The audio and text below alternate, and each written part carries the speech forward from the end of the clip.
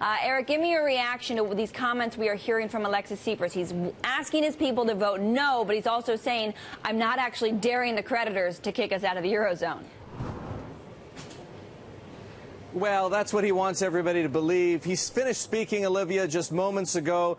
And just to put it into perspective, to try to characterize for everybody what he is, the kind of posture, if you will, that he's taking, this is not the Alexis Tsipras that international investors wanted to see. It's not the Alexis Tsipras that moderate European politicians and lenders wanted to see, because he has struck the kind of defiant tone that he struck on Monday.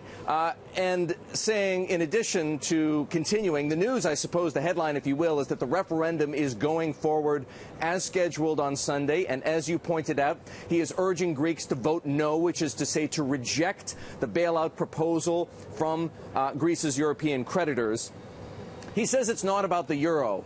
And this is really the fulcrum, if you will, on which the whole debate is rocking back and forth. Is the referendum about euro membership or not about euro membership? The yes vote, the yes campaign, wants Greek people to believe that it is about euro membership.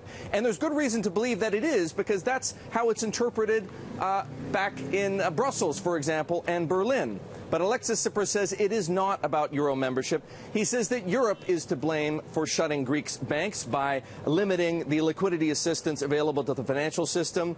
He says Syriza, his party, is fighting for Greek pensions. And this is where it gets a little bit interesting. Assures the Greek people that their pensions and their deposits in Greek banks won't be lost. How he is able to offer such an assurance, I think, is an open question for you and for me. And I can't answer it, but nevertheless, he's making that promise to people. He says it's because Greece will be in a stronger negotiating position come Monday after this no vote that he's campaigning for, effectively forcing creditors back to the table to offer Greece a better deal.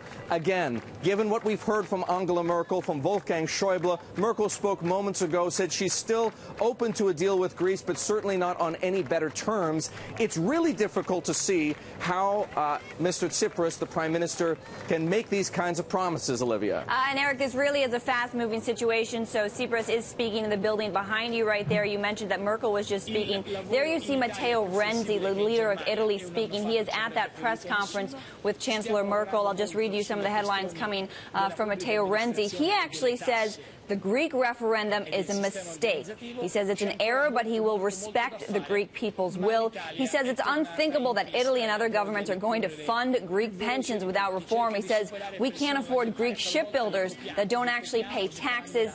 Again, he's commenting to reporters in Berlin after this meeting that he had with Chancellor Merkel. Erik, I want to get back to you actually on the banking situation in particular. One of the things I've been trying to figure out is exactly how the ECB is going to respond to all of this, whether or not they are actually going to cut Greece some more slack, extend the ELA, the emergency liquidity assistance. How far away do you think we are from seeing a big Greek bank run? Well, it's impossible for a bank run to happen because the banks are closed and people are limited to 60 euros a day of ATM withdrawals, and the pensioners are limited to 120 euros a week of withdrawals in person from the banks. That started today. So Greece has taken steps to forestall a bank run. To perhaps answer your question in a different way, it's more a matter of whether these banks are ever going to be able to open again. Remember that because the bailout ended last night and because Greece missed its payment to the IMF, these banks are effectively, technically, if you will, insolvent already.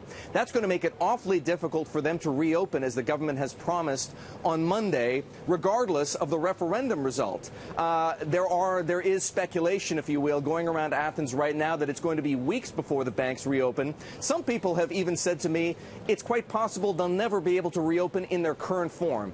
It's far too early to speculate on that kind of level, but it is fair to say that it would be exceedingly difficult for the government to try and reopen these banks today or tomorrow or even Monday at this point.